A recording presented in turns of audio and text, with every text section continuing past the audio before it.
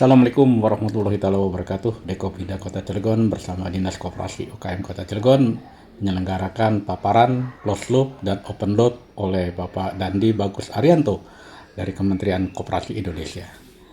Acara ini berlangsung di The Royal Krakatau dan dilaksanakan secara mandiri. Pembiayaan didukung oleh gerakan koperasi yang ada di Kota Cilegon. Jangan lupa untuk subscribe, like, share, dan komennya. Semoga bermanfaat. Tayangan ini closed loop dan open loop dilema koperasi Indonesia.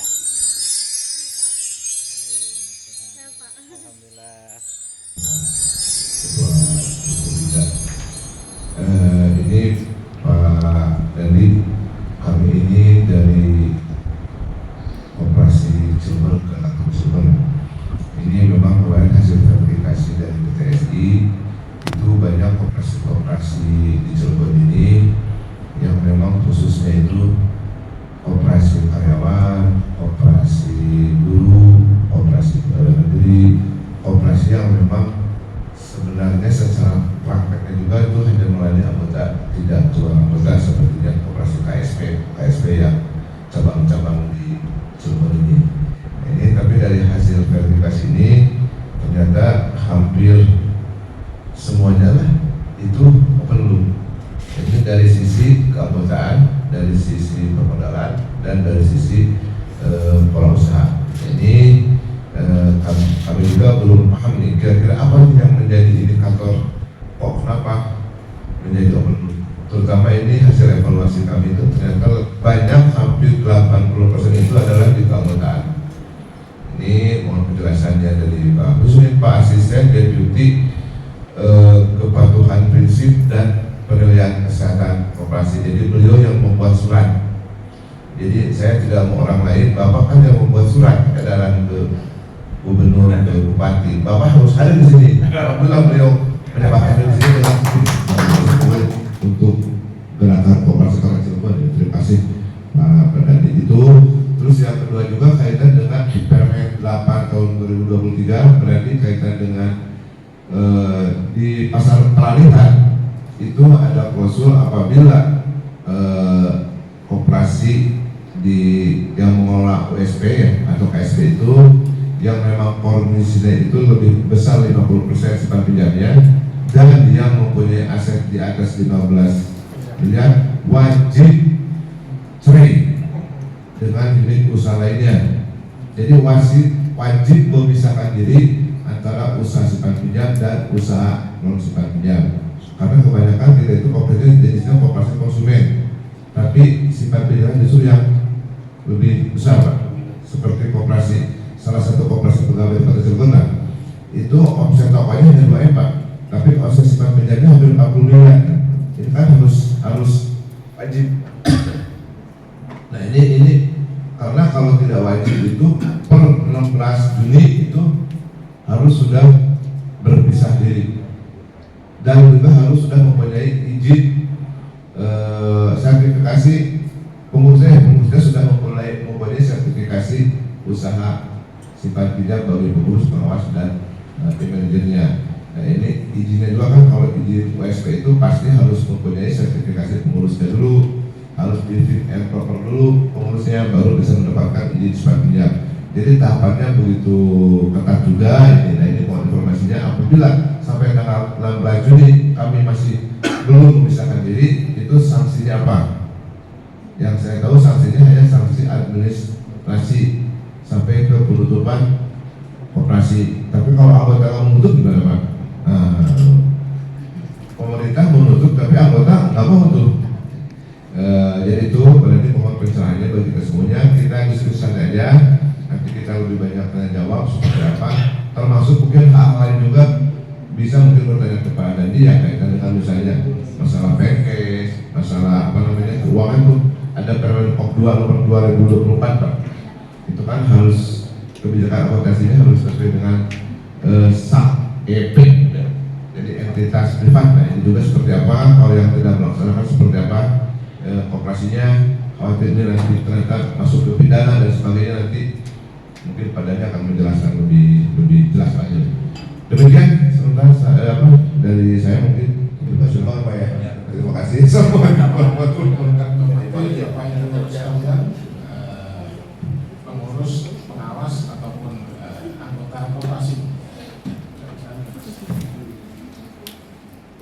sebelahnya ada deputi penataan usaha, di sebelahnya lagi ada deputi SDM dan talenta, dan di sebelahnya lagi ada deputi kelembagaan dan digitalisasi, di samping sekretaris kementerian.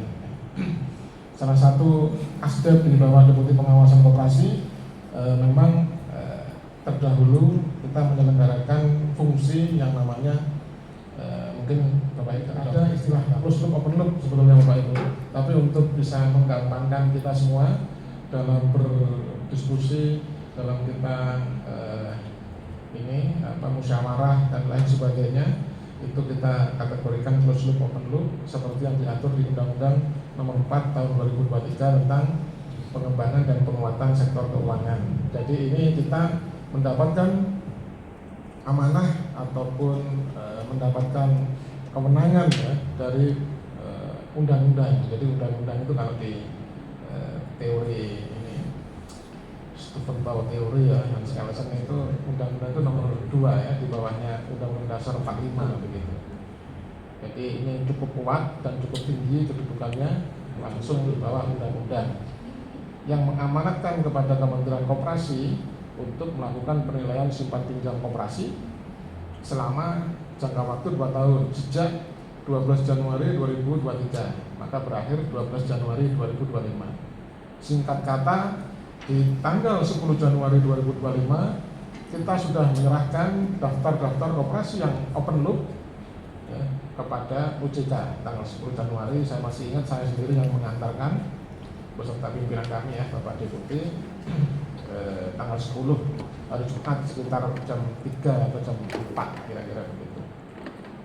Nah, proses antara 12 Januari 2025 tentu sudah banyak langkah-langkah yang sudah kita lakukan Bapak Ibu sekalian. Antara lain ya, di samping kita melakukan penilaian simpan pinjam koperasi, kita juga selalu berkoordinasi ya dengan dinas koperasi. Kita beberapa kali melakukan yang namanya SDM care, itu hampir sekitar 70% koperasi yang melaksanakan kegiatan sebagaimana dimaksud dan selanjutnya dari koperasi open loop adalah closed loop. Koperasi secara tertutup itu tidak diatur di Undang-Undang PKWSK. Kebalikannya apa? Kalau boleh kita saringkan itu ada tiga ya, tiga sari utama dari kriteria koperasi open loop, yaitu misalkan melayani non-anggota, yang kedua rasio pinjaman dari bank dan atau lembaga keuangan lain di atas 40%, dan yang ketiga melakukan pola usaha di luar simpan pinjam koperasi ya, seperti dia melakukan pergadaian, perasuransian, perbankan dan lain sebagainya. Hasil verifikasi dari PT Surveyor Indonesia sepanjang Oktober 2024 hingga Januari awal 2025 itu dari 50.000 koperasi yang sama hasilnya sekitar 60% koperasi itu terindikasi sebagai koperasi yang open loop, penganggotaan, rasio pinjaman dan ketiga pola usaha. Yang paling banyak adalah dari keanggotaan. Kebanyakan koperasi ini dikategorikan melayani non-anggota. Gitu. Kenapa kok koperasi melayani non-anggota? Dan karena sebetulnya di dalam undang-undang itu ada 2 syarat seseorang dikategorikan sebagai anggota. Satu, dia melunasi simpanan pokok. Yang kedua, dia menandatangani atau jempol. Banyak koperasi itu anggota tersebut sudah membayar simpanan pokok, tapi belum lunas. Misalkan simpanan pokok 100.000, karena dia bayar cuma 60.000, bayar cuma 40.000, kategorinya belum menjadi anggota. Yang kedua, sudah lunas simpanan pokok, tapi belum tanda tangan atau jempol. Walaupun sekarang eranya digitalisasi, memakai teknologi IT dan lain sebagainya, tetap 2 hal ini termasuk tanda tangan tetap harus diakomodir dalam hal keanggotaannya. Yang pertama. Yang kedua, dari sisi keanggotaan, kami melihat koperasi ini masih banyak yang misalkan ada di NTT itu melayani anggotanya itu PT, ya, anggotanya yayasan. Nah, tentu hal ini tidak diperbolehkan karena pemasukan anggota itu, karena sejatinya koperasi primer anggotanya adalah manusia, ya, orang. Menjadikan anggota tersebut sebagai anggota atau dilunasi simpanan pokoknya, maka dia isu mengenai non anggota sudah clear, sudah ada. Ada sedikit populasi yang rasio modal pinjaman itu di atas 40%. Bahkan saya melihat suatu koperasi di Jakarta 83% itu pinjam dari luar. Ya, ini hal yang agak jarang dilakukan oleh koperasi-koperasi pegawai, karena jadi koperasi pegawai ini modal sendirinya itu kuat. Itu 83% di koperasi itu berasal dari pinjaman dari lembaga keuangan, ya. Tapi dia dari luar negeri, bukan dari dalam negeri. Tapi setelah kita lakukan pembinaan, setelah kita lakukan beberapa pendekatan lainnya, koperasi tersebut akhirnya menurun dan sekarang RAT dia itu sudah di angka 53%, dan saya berharap dan mengimbau kepada koperasi tersebut untuk menurunkan sampai tingkat di bawah 40%. Karena kalau di atas 40% kategorinya adalah sebagai koperasi yang akan melakukan verifikasi itu koperasi tersebut itu masih ingin di bawah OJK, artinya masih ingin menjadi koperasi yang open loop. Tapi dari 21 tersebut ada 3 koperasi yang terindikasi, bukan terindikasi, sudah nyata-nyata koperasi yang open loop, ya. Dan nomor 4, 5, dan nomor 15 ini koperasi kita selatan 10 juta, bukan 30.000 koperasi seperti jaring-jaring kecilnya PT Superior Indonesia. Dari keanggotaan yang paling besar, yang kedua rasio permodalan, ini beberapa koperasi di atas 50%, dan pola usaha masih ada yang melayani PT, CP, dan bagian hukum. Ini adalah pertanyaan di Capit, ya. Ada beberapa mungkin SPQ dan perbaikan tata kelola koperasi. Sebagai contoh, tidak bisa tolerir lagi KSP melayani non anggota. Sedangkan untuk 3 koperasi yang belum berizin OJK akan memasuki prosedur perizinan OJK hingga 12 Januari 2026. Bulan Januari kemarin OJK sudah bergerak alokasi 3 koperasi tersebut untuk melakukan pidana akan berlaku, Bapak Ibu. Jadi sanksi pidana akan berlaku di 12 Januari 2026. Jadi tidak ada KSP yang melakukan kegiatan open loop, misalkan melayani non anggota, ya, dikhawatirkan berpotensi itu akan melanggar hukum pidana, dan dikhawatirkan nanti akan ada sanksi pidana, Bapak Ibu. Dan ini yang kita khawatirkan, ini yang kita jaga agar jangan sampai koperasi cuma pinjam kita ini melakukan pelanggaran hukum pidana utamanya begitu. Karena berbasis kepercayaan, ya, koperasi simpan pinjam ini tidak ada suatu permasalahan sedikit gonjang-ganjing di KSP, ini bisa berpengaruh kepada kepercayaan anggota terhadap beras dan lain sebagainya. Ya, tentu saja dapat, ya. Jika mungkin unsur melayani non anggota misalnya, keanggotaan koperasi dapat dibuktikan dengan pelunasan simpanan pokok dan penandatanganan anggota impor pada bukti daftar anggota. Begitu Bapak Ibu. Pak Bupet dari mana siapa Pak Dandi. Jadi kemarin, ya, kita sudah diskusi saja, ya Pak, maaf sebelumnya. Jadi koperasi karyawan IT ini terindikasi, Pak, nah, kami sebenarnya sudah mengirimkan surat juga, Pak, untuk permohonan untuk membeli brosur. Sebenarnya kami bingung nih, Pak, kenapa kami bisa terindikasi, ya, nanti jawab tuh. Sedangkan dari 3 kriteria yang tadi dijelaskan di awal, nampaknya kami tidak melakukan itu semua, gitu, Pak. Yang pertama, keanggotaan kami pure, Pak, adalah karyawan dari atau IT semua.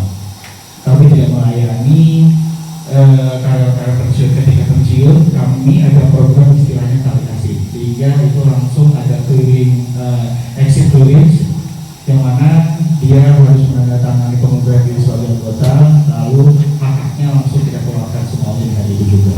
Yang pertama. Yang kedua, dari sisi pembiayaan mungkin dari 40% dari luar, Pak. Nah, alhamdulillah, Pak, pendanaan kami tidak pernah meminjam dari luar, Pak, baik dari perbankan ataupun pendanaan lainnya, pure dari anggota untuk anggota. Dan yang ketiga, jenis usahanya nih, Pak. Nah, memang di sini mungkin yang harus didiskusikan lebih lanjut nih, poinnya juga nih, Pak. Jadi kalau misalnya kami ada yang keliru gitu, memang jenis usaha kami itu tidak keluar, Pak, pure hanya support di dalam perusahaan saja gitu. Hanya saja apakah memang kami tidak boleh melayani seperti misalnya sewa kendaraan di perusahaan, kami tidak boleh lagi karena kita menjadi close loop, jadi kita hanya fokus di simpan pinjam saja atau seperti apa. Dan margin kami di tahun 2023 untuk simpan pinjam itu kalau saya tidak salah membaca laporan ini, Pak, tidak lebih dari 300 juta, Pak. Gitu. Jadi rasanya belum sampai dari 15 miliar ya, Pak. Yang harusnya itu ya, Pak. Jadi namanya operasi dan anggota kami itu hanya sedikit, Pak. Total hari ini itu saya lihat database-nya itu ada di 160 anggota saja. Jadi buat pencerahannya ini kalau mumpung saya makanya sangat antusias ketika dapat undangan dari Pak Willy, ini hanya jadi benar-benar semoga ada pencerahan yang lebih baik, Pak, supaya seperti apa. Pun kalau ternyata kita harus closing sama satu lagi, Pak, apa sih, Pak, plusnya ketika kita menjadi operasi yang membantu selain memang harus diawasi lebih Pak? Secara cepat. Oke. Ya. Karena IT ya, Pak. Ya, IT ya. Ya. Di nomor 8 operasi. Apakah operasi karyawan dapat dikategorikan sebagai operasi omnibus? Tentu saja dapat. Kita memenuhi unsur melayani oleh anggota. Sebagian besar operasi 63% tadi itu atau 31.000 operasi yang 50.000 itu terindikasi paling banyak itu melayani oleh anggota. Melayani oleh anggota itu bukan berarti dia itu tidak melayani karyawan, Pak. Keanggotaan itu dibuktikan dengan dua aspek. Satu, melunasi simpanan pokok. Yang kedua, dia menandatangani atau kad jempol. Jadi kategorinya bukan hanya itu ya, tidak hanya melayani karyawan saja. Jika dia itu sudah membayar simpanan pokok tapi belum lunas, kategorinya sudah bukan anggota ya, Pak. Ya. Dan kedua, jika dia sudah melunasi simpanan pokok tapi belum ada tanda tangan atau kad jempol, juga kategorinya bukan anggota. Termasuk lokasi tersebut misalkan melayani non-anggota itu juga melayani PT, yayasan, CV dan lain sebagainya. Kategorinya seperti itu, Pak.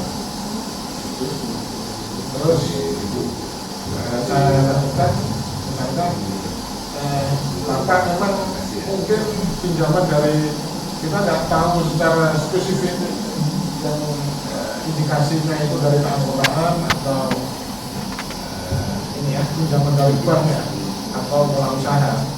Tapi bisa saja yang kedua pinjaman dari bank itu dalam 40%. Atau yang ketiga pola usahanya tidak hanya simpan pinjam, tapi melakukan kegiatan pegadaian, perasuransian dan lain sebagainya. Jadi kalau kita siapa gitu. Biasa melakukan perbaikan. Jadi jika Bapak terindikasi operasi yang perlu, mohon untuk diteliti lagi di dalamnya. Apakah kami melayani tadi anggota dari sisi barang pokok, dari sisi tanda tangan, dari sisi pelayanan apakah melayani yayasan CV dan lain sebagainya.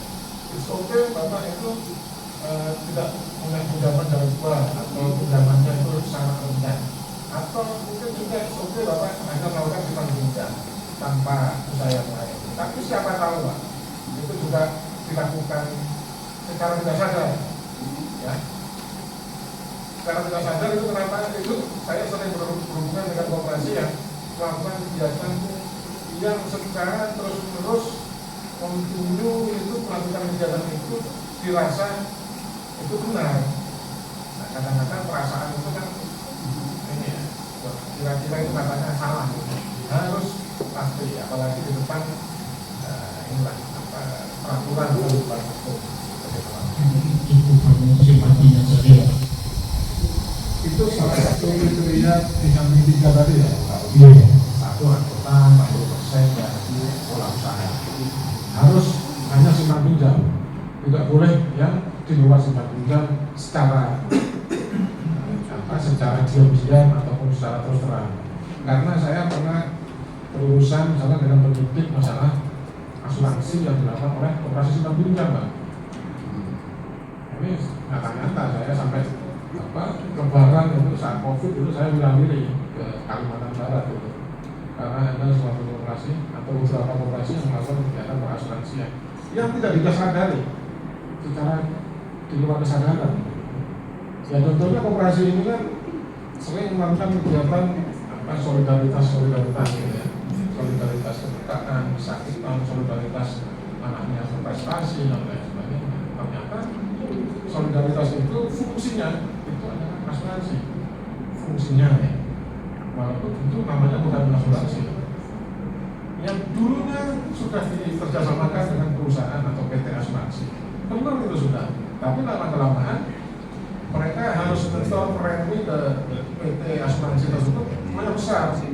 Miliaran mungkin puluhan miliar. Nah, ini kan sayang lah kita setorkan. Diputar lagi lah sebagai usaha ini mengadakan koperasi melakukan kegiatan perasuransi atau diduga ya. Ini kan masih dugaan ya. Dugaan terus indikasi itu dugaan perasuransian dan lain sebagainya. Maka ya sudah tidak ada dugaan lagi. Ini kita serahkan OJK yang 21 tadi. Berarti koperasi saya masih aman apa ya? Perbaikan terus sekarang. Keamanannya di situ, Pak. Jadi kita tidak boleh berada ranah safety zone gitu, nggak ada Pak ranah safety zone gitu. Yang ada adalah selalu mungkin ya pengawasan terus-menerus secara berkelanjutan. Gitu. Introspeksi kira-kira kesalahan kami di mana? Introspeksi terus yang paling tahu kita punya operasi yang paling tahu. Ya. Dinas operasi Bogor, dinas operasi Banten, Kementerian tahu kalau masuk ke dalam, Pak. Masuk ke dalam dia bisa aja setahun sekali, bisa juga mungkin 2 tahun sekali atau yang sangat terbatas. Pemenangan dinas ini juga terbatas. Ya, kalau juga terbatas masalah anggaran, waktu, SDM, dan lain sebagainya. Jumlah operasi 130.000. Oke, ini jangkauan yang sangat luas. Kami berbicara menurut Bapak Ibu sekalian jangan sampai misalkan anggota. Misalkan tadi saya sampaikan operasi A indikasi open loop, ya, diindikasikan PTSI sebagai open loop. Terus dia melakukan introspeksi ya, ke dalam. Bahwasannya kemarin itu dia melayani anggota, besoknya dia yang bukan anggota atau belum lunas simpanan pokoknya tadi dilunasi simpanan pokoknya, maka saat itu dia sudah jadi operasi yang close loop. Kan begitu ya. Sebaliknya saat verifikasi oleh PTSB sebagai koperasi yang close loop saat itu, besoknya dia melakukan pelayanan terhadap non-anggota, maka besoknya itu dia sebagai koperasi yang open loop. Jadi nggak ada kondisi yang safety zone, semua ini dinamis. Data terlalu bergerak terus-menerus sesuai dengan aktivitas koperasi yang memang selalu bergerak. Nggak mungkin kan koperasi dinamik. Selalu aktivitas, melakukan transaksi simpan pinjam, kerjasama dengan anggota, kerjasama dengan bank, kerjasama dengan koperasi lain, dan sebagainya. Monggo. Salah satunya tidak memiliki buku anggota ya Pak. Nah, apakah berarti ke depannya tadi kan Bapak bilang kita tidak ada safety zone, yang ada kita selalu melakukan perbaikan-perbaikan. Apakah perbaikan-perbaikan yang Bapak maksud itu salah satunya membuat buku anggota secara manual? Karena memang di koperasi kita sendiri kan karena sekarang sudah era digital, jadi memang dari anggota pun inginnya itu semua itu bisa dilakukan dari rumah. Jadi misalkan yang mau jadi anggota hanya perlu isi formnya tuh baik Google Form dan pelunasan simpanan pokok juga via transfer. Jadi memang kita tuh tidak perlu lakukan buku manual. Yang dikhawatirkan buku manual kan kita pun di kantor tuh sudah banyak yang usang gitu loh Pak, karena banyak tikus, entah kita kena air hujan atau apa, kalau itu kan gampang rusak. Jadi memang digital tuh sebenarnya membantu kita juga sih. Kita nggak tahu ya pokoknya itu. Dalam buku anggota itu kadang-kadang membuktikan di situ dia sudah punya simpanan pokok atau tanda tangan satu pol sebetulnya. Saya nggak tahu kategorisasi open book ini dari mana ini, atau memang dari sisi keanggotaan. Ya, Boleh saja. Ya. Kita kan emang nggak ada, dan semenjak saya masuk ke 2019 tidak pernah ada tanda tangan dan cari pol sih, hanya yang di misi gerbong dan transfer simpanan pokok aja. Ini saya tambahin elektronik banyak ya. Nah, ini ada masalah buku anggota itu pengertiannya bisa elektronik atau non elektronik. Tidak ada masalah ya. Jadi silakan mau buku anggota digital, kami tetap patokan pada peraturan bahwa harus mengakui nomor pokok, harus ada tanda-tanda nomor pokok. Oh, kita melayani hanya anggota. Dan makanya kaget sama. Jadi itu hanya satu sisi dari sisi orang. Yang kedua sisi 40% pinjaman dari bank. Jadi kategorisasi open loop ini tidak mesti terpenuhi semuanya, terpenuhi tiga-tiganya. Salah satu aja Bu. Tapi kita juga tidak ada pinjaman bank. Maksudnya pinjaman bank untuk arah mana? Karena kan ini Pak, kalau di saya kan melayani sewa kendaraan juga ya. Mungkin kalau pinjaman untuk cicil kendaraan memang ada, tapi untuk pengalokasian untuk simpanan pinjam sendiri tidak ada pinjaman dari bank. Tadi Pak Uti sudah kami jelaskan juga di samping 40% tadi itu juga ada orang usaha, pergadaian, perasaan. Tentu itu, tapi nggak melakukan pergadaian. Tapi salah satu itu, jika itu misalkan indikasinya, kesimpulannya indikasinya open loop, berarti salah satu itu terpenuhi salah satu. Yang keanggotaan 40% atau yang orang usaha. Gitu. Iya, jadinya langkah perbaikan apa yang harus kita lakukan kan agak bingung nih Pak, karena kan kita terindikasi open loop-nya karena apa, terus kita mau berubah ke closed loop. Jadi perbaikan apa yang harus kita lakukan agar menjadi closed loop. Satu ya, itu tadi benar-benar melakukan penelitian ke dalam, introspeksi. Kira-kira benar nggak itu bahwa operasi itu hanya melayani anggota. Jadi nggak ada substitut saya itu terus menjadi operasi closed loop, nggak ada. Nggak ada juga. Saya sekarang itu open loop juga nggak ada. Jadi yang paling tahu kondisinya adalah ibu sendiri. Nah kemarin kebetulan ibu sudah mengetahui mungkin dari sistem keanggotaan atau mana kategorisasi itu. Kemarin itu katanya keanggotaan. Itu berarti simpanan pokok, tanda tangan atau melayani bukan manusia. Berarti hanya itu yang diperhatikan. Iya, anggota. Nah, ini penjelasan sudah tadi saya sampaikan, manusia itu ada natural person dan right person. Kategori setiap orang dan barang siapa di kitab undang-undang hukum pidana itu beda. Makanya saya terus sekat di manusia tidak kita ini manusia. Harus setiap orang itu berarti bisa PT, bisa yayasan, bisa CP. Itu ya, nanti bisa pelajarannya ini lebih lanjut satu semester kira-kira. Jadi itu ya, silakan untuk melakukan penelitian ke dalam. Jika masih ditemukan itu, segera misalkan belum lunasi semua pokok, suruh lunasi. Ya. Ya. Dan kita tidak melayani orang yang tidak daftar sebagai anggota, seperti itu. Ya. Ketika itu ditemukan suatu indikasi dari PPSI, itu berarti ada salah satu pelanggaran di situ. Apa mungkin lebih baik ibu besok meneliti lebih ke dalam? Ya kalau memang hal itu sudah tidak ada sekarang, yang mungkin sudah diperbaiki. Atau kalau masih ada, segera diperbaiki. Sebetulnya dari tiga hal itu bisa terlihat. Tadi yang Pak Profesor sudah jelas ya. Memang beda itu lebih banyak di keanggotaan. Soalnya ada dua pengakuan nih dari yang terindikasi tindak pidana apa nih?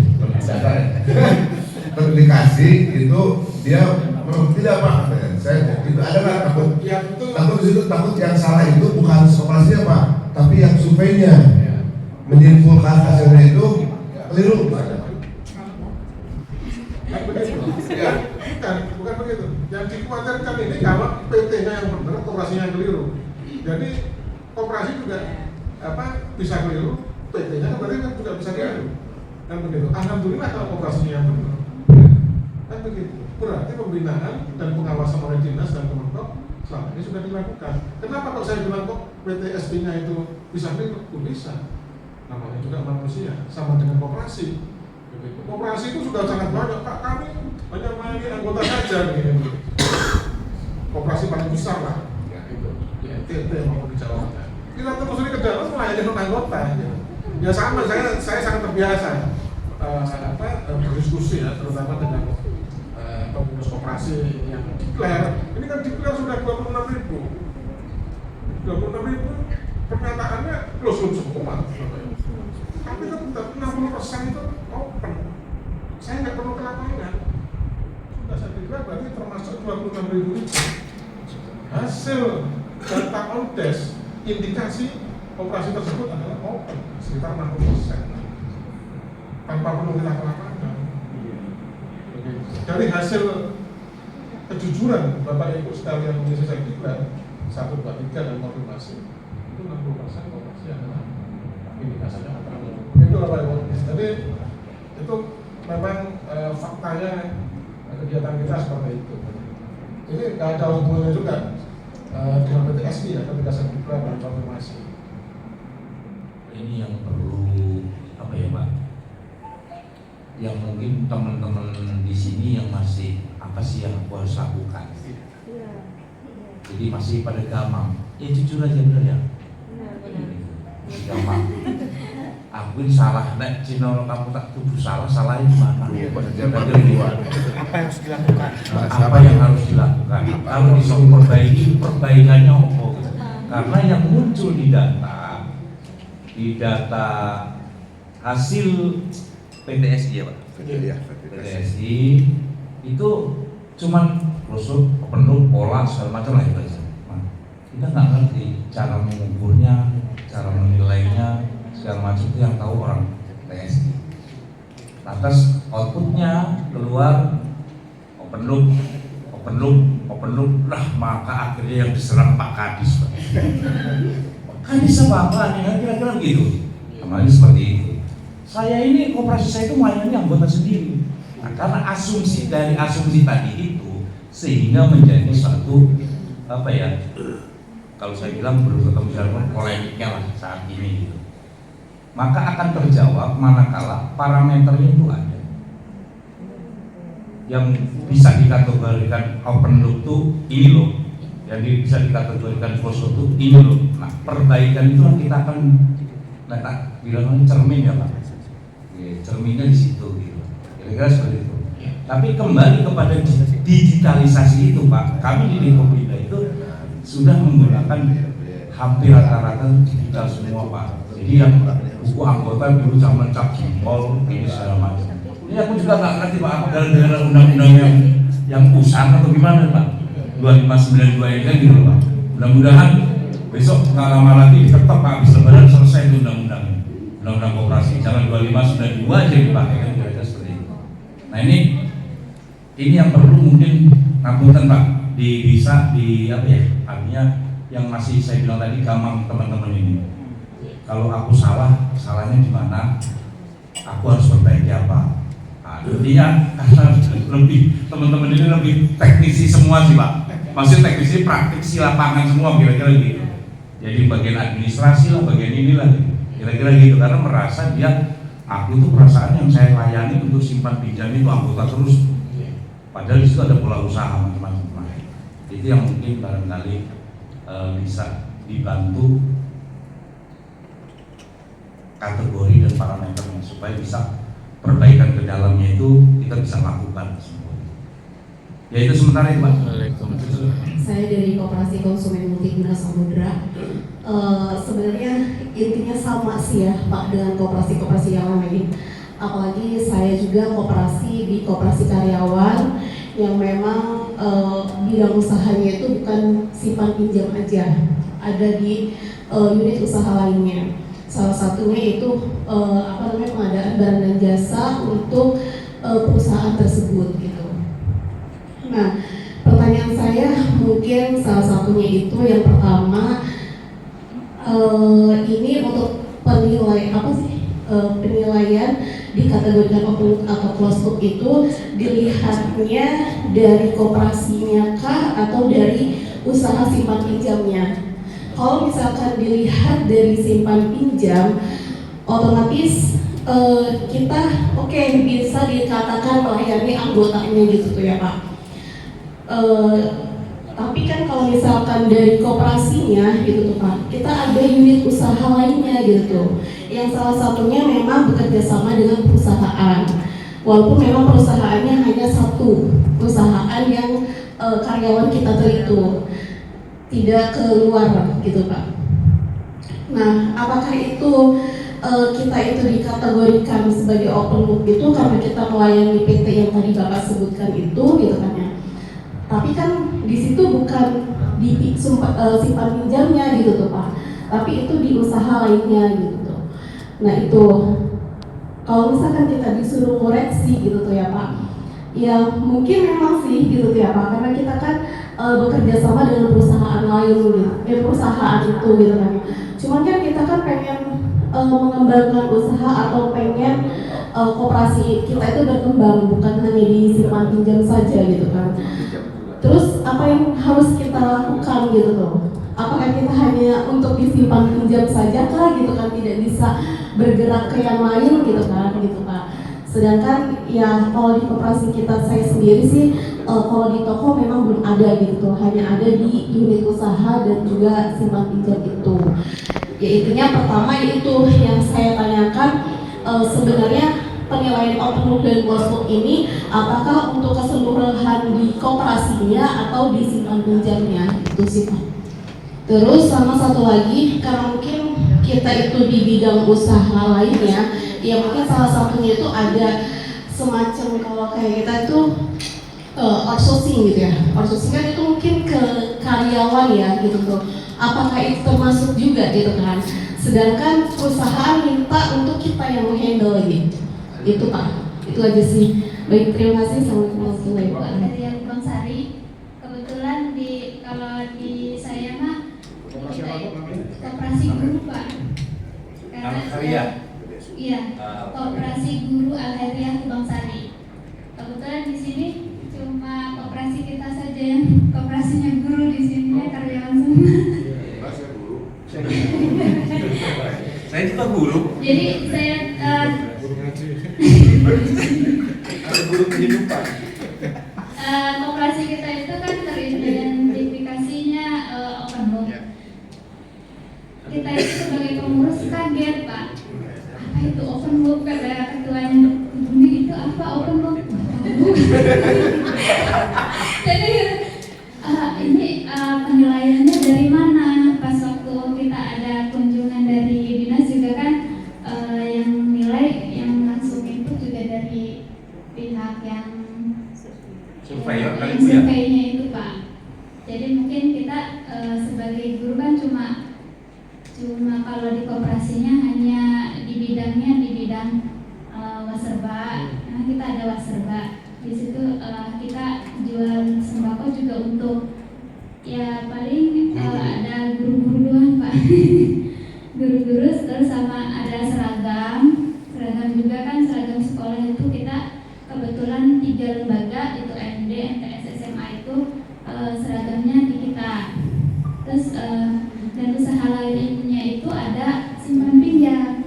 Nah simpan pinjam juga biasanya kita hanya yang simpan pinjamnya hanya anggotanya saja Pak, tidak di luar. Ada juga waktu itu yang ada, saya tidak berani untuk meminjamkan orang luar selain anggota. Terus anggota kita juga selain guru ada juga yang jaga kantin itu sebagai anggota. Nah pertanyaannya itu ini penilaiannya dari mana gitu?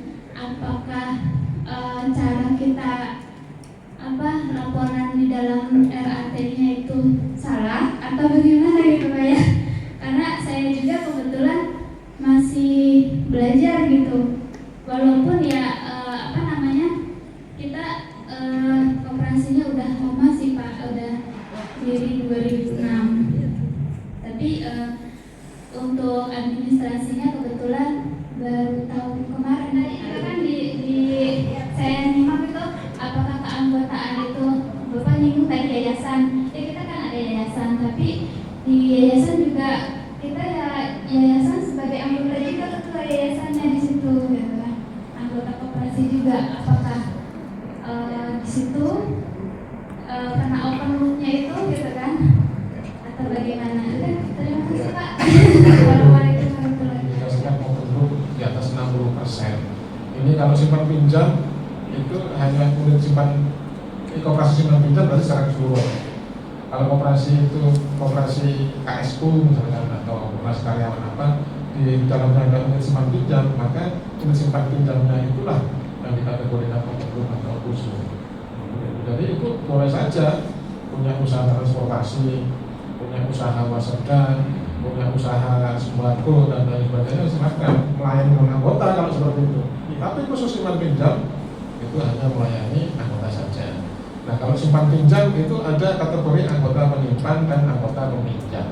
Itu dilihat biasanya itu pada buku daftar anggota, baik buku daftar anggota elektronik ataupun buku daftar anggota non elektronik ya, atau manual. Gitu. Bisa dilihat, dan PTSI ya termasuk kami. Di samping PTSI turun ya, sebelum PTSI turun kami melakukan uji petik dengan OJK ya, didahului dengan uji petik di beberapa daerah. Begitu. Kami yang akan meneliti mengenai buku daftar anggota ya, terutama dari sisi yang tadi sudah lunas simpanan pokok atau belum, ada tanda tangan atau cap jempol dan lain sebagainya. Maka saya sangat meyakini koperasi itu indikasi open loop-nya itu sangat besar. Tidak bisa di defense dari awal saya itu pasti close loop, itu sangat jarang itu dilakukan oleh koperasi. Karena uji petik kami hampir 100% ya, kurang lebih di 20 koperasi hampir 100% koperasi besar kan itu open loop. Jadi Bapak Ibu boleh sekarang menyampaikan bahwasanya itu pasti close loop dan sebagainya, silakan. Alhamdulillah kan Bapak Ibu kemarin terindikasi sebagai koperasi yang open loop. Yang kita serahkan ke OJK ini sudah pasti dan nyata-nyata sebagai koperasi yang open, makanya kita serahkan. Begitu. Keyakinan seperti itu ya bagus-bagus saja, boleh-boleh saja, tapi yang penting mohon untuk introspeksi sekali lagi ke koperasinya. Karena kami melakukan uji petik atau PTSI melakukan uji petik itu melakukan uji sampel, tidak semuanya. Bayangkan kalau ada koperasi dengan anggota sejumlah 900.000, kita lihat semua anggota 900.000 ya sampai 10 tahun kira-kira ya susah ini terlihat. Ya. Kita sampel lah itu. Ya kebetulan yang disampel itu kok seperti itu. Ada yang nggak ada tanda tangan, ada yang belum masih barang pokok, ada yang melayani PT, yayasan dan lain sebagainya. Begitu kan, sampel selalu, sampelnya ada hitungannya. Kalau nggak salah itu dibagi 5 pada waktu itu, 900.000 dibagi 5. Sampelnya seperti itu. Berarti kan anggota dengan urutan 200.000, 400.000, 600.000, 800.000 dan 900.000 sekian. Itu uji sampel semuanya secara saling dan melalui sistem aplikasi checking namanya. Begitu Pak Ibu, sampai kita itu ada yang paling manual sekalipun dengan aset di atas 2 triliun itu karena anggota jumlahnya juga cukup banyak sampai manjat ini Pak. Iya, manjat buku itu, manjat rak itu diambil buku anggotanya karena sampel. Serahkan ke kita jumlah anggotanya 100.000. Kita ingin anggota urutan 20.000, 40.000, dan itu dari penyimpan, bukan belum peminjam. sampel lagi simpanan itu ada beberapa. Bapak Ibu punya simpanan pokok, simpanan wajib, mungkin simpanan berjangka. Simpanan berjangka koperasi macam-macam. Simpanan mana suka, simpanan suka mana, simpanan haji, simpanan umroh, simpanan sedapat mungkin kita juga sampel. Ada yang sampai 15 jenis simpanan, Bapak Ibu. Tidak kita teliti semua, kita sampel juga, kita bagi 5. Kita misalkan simpanan yang nomor 3, simpanan nomor 5. Dari simpanan itu kita baru identifikasi jumlah anggota. Begitu, Bapak Ibu. Jadi jika Bapak Ibu sekarang ini masih penasaran atau masih bingung kami di mana, ya itu berarti masih operasi yang bagus karena berusaha untuk mematuhi peraturan. Ya. Karena saya berpendapat operasi yang selalu ingin memperbaiki itu selalu galau dalam kehidupannya. Kenapa? Dia ingin selalu memperbaiki, Pak. Ya sama dengan orang, ya namanya orang hidup lah, beragama selalu galau kan ini. Saya sholat asar, saya kira-kira begitu. Perbaikannya di situ. Kalau Bapak Ibu sekalian merasa malah ini ya, kami yakin Pak kami koperasi yang plus loop. Nah itu justru itu yang harus dihindari. Seperti itu sih Bapak Ibu pesan-pesan sponsor dari kami kira-kira. Ada yang terlewat dari kami kira-kira? Itu kan banyak pokar. Memang ada peran serta dari artinya keinginan manajemen untuk mengembangkan koperasi. Kayaknya aku kayaknya bisa. Sama saja itu. Jadi bahwa di situ banyak kan pokar segala macam. Ya seperti itu Pak. Jadi termasuk tadi koperasi hulu. Jadi itu karena prinsipnya kita berkoperasi itu kan dari kita untuk kita, oleh kita atas kenapa dibentuk koperasi itu kan karena memang memiliki kepentingan ekonomi yang sama.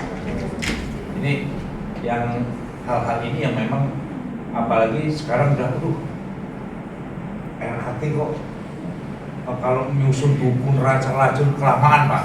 Nah sekarang digunakan teknologi itu, maka saya yakin ya itu semua itu kalau ditanya buku anggota itu nggak ada Pak. Saya yakin tuh. Karena jawabannya ada tersimpan di komputer Pak. Pasti jawabannya begitu. Ya, itu. Nah, kan betul kan jadinya gitu Pak. Terus kalau ditanya tanda tangan, nggak ada Pak. Yang penting dia udah tertera di situ. Direct apanya simpanan pokok sekian, simpanan wajib sekian, total terus akumulasi jadinya gitu. Seperti itu Pak laporannya.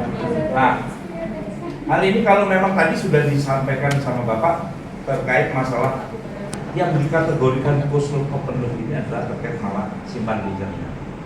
Bisnis yang lain monggo. Nah, aku udah seneng nih Pak kalau yang kayak gini. Jujur. Tinggal kita yang perbaikannya adalah di sisi simpan pinjamnya. Nah, namun yang saya bilang tadi itu, saya juga nggak tahu Pak. Jujur saya dari Kokarmas kebetulan ada Mbak Ayu di sini. Yang dimintain keterangan ini pada saat kejadian saya sampai tanya, kok bisa di kategori itu gimana ceritanya mungkin. Maka kita tanya pada saat wawancara atau apa di lapangannya gitu. Jadi nggak cuma ditanya ini, oh ya udah, ini sistemnya udah, karena kita udah si anggota itu akan bisa melihat simpanannya, itu berdasarkan HP Pak.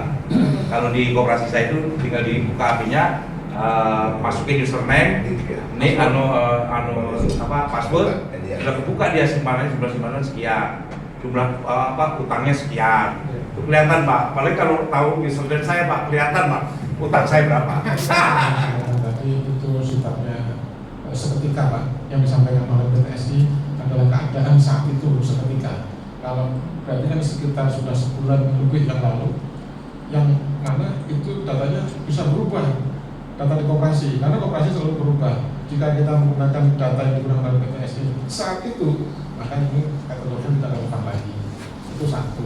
Yang kedua, mengenai kategorisasi anggota, tentu kami sangat mendukung adanya buku daftar anggota yang sifatnya elektronik. Tapi ini sialnya Pak, ini Undang-Undang 2592 masih mengamanatkan simpanan pokok dan tanda tangan. Bahasanya di situ ya. Sialnya kan di Banten nggak apa-apa ya. Sialnya ini undang-undang begitu. di dalam struktur bawah teori undang-undang itu di bawah UUD 45, UUD 45, undang-undang baru PP, Perpres, Permen dan lain sebagainya. Itu tinggi Pak undang-undang, tidak sembarangan orang bisa mengubah undang-undang. Ya, jadi sialnya seperti itu, sehingga saya mohon izin pada Bapak Ibu sekalian, elektronik sangat didukung, tapi tetap harus ada siaran foto dan tanda tangan, entah sifatnya di scan atau apa. Jadi ini karena simpan pinjam ya, ini hanya simpan pinjam loh Bapak Ibu ya. Kita ngomongnya simpan pinjam karena ini adalah di sektor keuangan. Itu risikonya kategori adalah tinggi Bapak Ibu. Kategorinya adalah tinggi, maka perizinannya itu harus di samping punya nomor induk berusaha juga harus ada izin. Ya, harus ada izin. Mungkin usaha-usaha yang lain nggak perlu izin mungkin ya, kayak toko kelontong mungkin nggak usah izin. Mungkin ada usaha cuci mobil yang operasi mungkin nggak usah izin.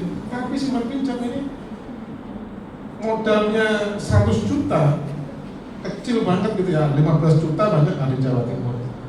Dengan 10 triliun sama persyaratannya begitu. Nggak ada perbedaan. Ya, sudah tinggi masuknya. Risikonya tinggi. Yang ketiga, masalah keanggotaan. Ya, tadi ya koperasi pegawai, koperasi guru, koperasi karyawan dan lain-lain. Saya agak bergeser sedikit ke koperasi Polri lah. Saya kalau mau koperasi TNI nggak enak karena ada bapaknya dari yang ada Polri juga Pak. Ada itu Pak sebelah Bapak tuh Pak. Bapak saya dulu juga Primpopol. Primpopol Pak. Primpopol, ya, apa dikira itu pasti memenuhi atau pasti patuh pada unsur keanggotaan? Bapak Ibu pasti, wah Primpopol anggota kami hanya polisi Pak, ini begini. Iya. Tapi apa benar dia polisi di situ begitu? Karena apa? Intensitas petugasan ini ya, misalkan Jawa Timur. Komando ya. Misalkan kayak Pak Jenderal ini sewaktu-waktu bulan depan bisa pindah ke Bali, bisa pindah ke Batam, bisa pindah ke sini. Nah, pinjam kooperasinya di mana? Pinjam kooperasi di Batam, belum menjadi anggota gitu kira-kira. Karena unsur intensitas penugasan ini juga sangat tinggi, Bapak Ibu. Jadi kita tidak bisa stand pada posisi kita, tapi ini kooperasi yang terus.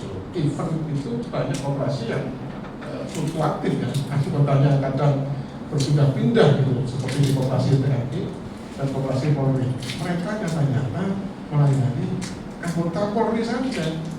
Tapi Polri dari mana begitu kan? Ada yang dari Jawa Timur, ada dari Jawa Tengah. Nah, suatu saat anaknya pengen sekolah, masa dia mau pulang kampung ke koperasi di Papua sana untuk jabatan? Dia pasti dia di koperasi di Cilegon itu kan dia tanda-tanda mau nggak mau, mungkin dengan ACC komandan atau dan lain sebagainya. Ini sangat masih terjadi. Itu sih kira-kira. Pak, buku simpanan, wis tanda tangan aja dulu. Itu kan sudah upaya untuk melakukan perbaikan. Gitu. Jadi kita masih ikuti undang. Ini perkara cuma di undang-undang aja. Maksudnya dalam kurung ketua yayasan apa? Nah, ini berarti dia melayani yayasan. Ini bukan itu mungkin ya.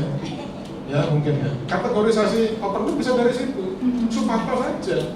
Nggak ada yang embel-embel ketua yayasan. Kenapa? Karena kalau Suparto dan Suparto ketua yayasan itu berbeda. Karena dia mengatasnamakan ketua yayasan itu aslinya dengan nama Suparto. Berarti masih ada embel-embel yayasan di situ layanannya. Ini teman-teman contohnya. Nanti kata Pak Ketua juga di anggotanya tanda tangannya. Apa saya berapa? Kalau saya mah dikit Pak. Cuma 25 doang Pak. Kalau saya 3.000. Nah itu dia Pak.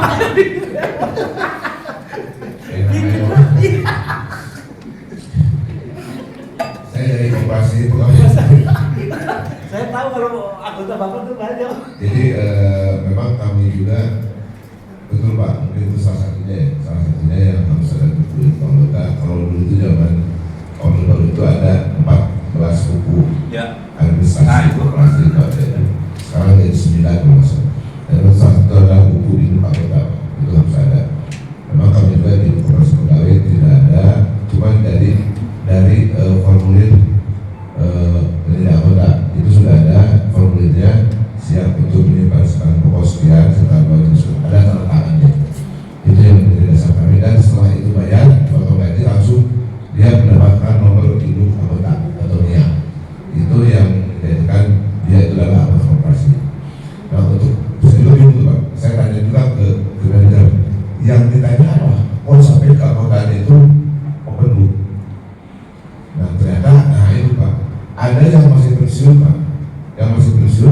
tidak mau keluar dari kota, misalnya Pak Sekda yang ya lalu sudah ke orang 3 misalnya Pak, atau mungkin ada saat lain lah. Apabila belum memiliki izin sampai dengan tanggal yang ditentukan 16 Juni, sanksinya apa? Adakah sanksi pidana? Karena itu melanggar ketentuan Pak. Kalau yang di Pemprov itu ada sanksi administrasi. Nah ini seperti apa juga? Biar nanti teman-teman juga aman Pak. Termasuk juga yang harus memecah diri. Nah kan itu tetap perlu juga Pak yang harus dipisah antara simpan pinjam dengan usaha lainnya. Saya yakin koperasi di sini itu jenisnya adalah koperasi konsumen, tapi mempunyai unit simpan pinjam. Boleh tidak? Boleh. Koperasi produsen, konsumen, jasa, pemasaran boleh memiliki unit simpan pinjam, kecuali unit simpan pinjam tidak boleh memiliki unit konsumen. Ya. Betul Pak? Nah itu. Jadi ini itu gimana nih? Yang memang konsumen, tapi SP-nya itu sudah melampaui 50% dari core bisnisnya konsumen. Itu sanksi, adakah sanksi pidana Pak? Khawatir ini teman-teman asing aja nih, nggak usah lah, nggak usah ada ini bisa pinjam dan sebagainya. Ini kalau tahu jebret ada Bapak nggak makan dari Polri, itu menanya Mana Pak? Bagi kami kalau pertanyaan-pertanyaan sangat baik ya, saya pikir untuk perbaikan. Jika kita melihat sanksi pidana, ya, itu di regulasi pengoperasian tidak ada. Undang 25, PP, sampai permen, sampai SE, sampai coklat itu tidak ada ya sanksi pidana. Berarti kita harus melihat di luar regulasi pengoperasian sanksi pidana. Satu di Undang-Undang 1098 tentang perbankan. Barang siapa yang menghimpun dana tanpa izin pimpinan OJK dapat dikenakan sanksi pidana. Menghimpun dana tanpa izin, menghimpun dana tanpa izin itu 1098. Bagaimana kalau dia menyalurkan dana tanpa izin? Tidak ada aturan di 1098. Adanya di Undang-Undang P2SK. Menghimpun dana tanpa izin, menyalurkan dana tanpa izin, kena sanksi pidana di Undang-Undang P2SK. Yang efektifnya berlaku 12 Januari 2026. Masih ada cukup banyak waktu untuk yang menyalurkan dana tanpa izin. Yang kedua. Yang ketiga, sebelahnya itu ada lagi sanksi pidana Undang-Undang Perasuransian. Kamu tidak punya perasuransian, tapi tidak punya asuransi. Ya selalu begitu namanya koperasi. Ditelusuri ke dalam, terus ke dalam ada fungsi asuransi. Asuransi itu bukan nama produk, tapi fungsi yang berfungsi sebagai asuransi. Yang tadi saya sampaikan, solidaritas ini, solidaritas ini, gitu. Yang berfungsi sebagai layaknya asuransi. Itu ketiga. Keempat, sanksi pidana ada dalam hal transfer dana. Transfer dana ini harus seizin OJK. Ada undang-undang transfer dana. Jadi undang-undang perasuransian ada, undang-undang transfer dana ada. Ini tunduk pada OJK dan ada sanksi pidananya, Bapak Ibu. Berikutnya adalah undang-undang anti pencucian uang, Undang-Undang 8 2010 yang mewajibkan penyedia jasa keuangan termasuk di dalamnya KSP USP ini membentuk atau melaporkan transaksi keuangan mencurigakan. Jadi banyak kaitannya simpan pinjam ini. Jadi nggak sesimpel itu. Kenapa kok kita itu masuk ke dalam sini nanyain simpanan berapa, buku anggota harus ada tanda tangan, buku anggota harus ada ini itu. Ya karena banyak sekali sanksi pidananya di luar pengoperasian. Anti pencucian uang ya terutama. Nggak ada kategori, wah operasi kami kan kecil. Nggak ada itu. Itu apa itu? Termasuk yang mencurigakan, misalkan koperasi guru ini gajinya misalkan sebulan berapa? 30 juta kira-kira ya. Itu kategorinya macam-macam di situ. Kategorinya koperasi bisa. Indosuria salah satunya pernah sebagai pelaku. Koperasi Indosuria sebagai pelaku loh, bukan orangnya, bukan manusianya nanti itu ini lagi. Bukan manusia yang melakukan tindak pidana, tapi koperasinya yang melakukan tindak pidana. Pernah ada pemanggilan terhadap koperasi. Saya tanyakan ke penyidik, Ini kepada siapa Pak? Kepada koperasi Pak, bukan kepada pengurus, bukan kepada pengawas, kepada koperasi. Karena KSP itu sudah dianggap melakukan tindak pidana. Ada. Makanya saya bedakan tadi antara right person dan natural person. Mungkin begitu Bapak Ibu, mohon izin saya ucapkan harus biasa meminta maaf kepada koperasi. Jadi kita nanti kan kita sudah terlanjur nih Pak, lembaga itu kita sudah menjadi anggota. Jadi apa yang harus kita lakukan untuk apa si lembaga ini menjadi anggota, atau apakah disilahkan MBTA-nya itu kita ganti dengan kepala sekolahnya atas nama kepala sekolahnya gimana? Ya, lebih baik nama orang Bu. Tapi kepala sekolahnya juga Ganti-ganti. Nama orang. Nah gitu. Demikian tayangan dari Dekopinda Kota Cilegon, semoga bermanfaat dan menginspirasi kita semua. Jangan lupa untuk subscribe, like, share, dan komen. Assalamualaikum warahmatullahi wabarakatuh.